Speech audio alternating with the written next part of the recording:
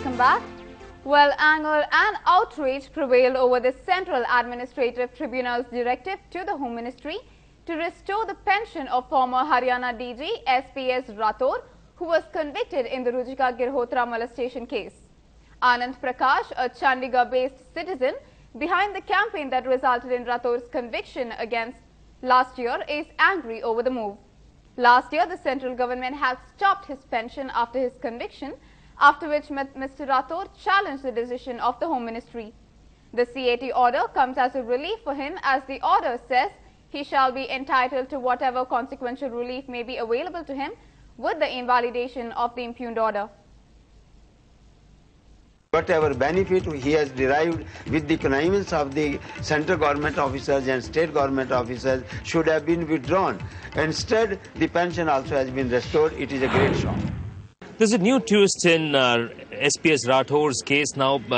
CAT, the Administrative Tribunal, has revived his pension. He'll again get back his pensions, and this is the reason people have gathered out here in Chandigarh. There is anger, there is outrage. People are once again beginning to gather here. They say the justice wasn't done in the sense that he got away from that charge of abetment to suicide, and now his pension has again been given back to him. All the benefits are being given back to him. Let's speak to Mr. Anand Prakash. Sir, why have these people gathered here? There is anger? Yes, there is definitely anger against the judgment, as the facts have been concealed by the government officers and they have not placed that fact that he is convicted person, and conviction means dismissal. Justice properly has not been delivered, and we will approach the appropriate courts, public and every law, so that Rathore does not get pension.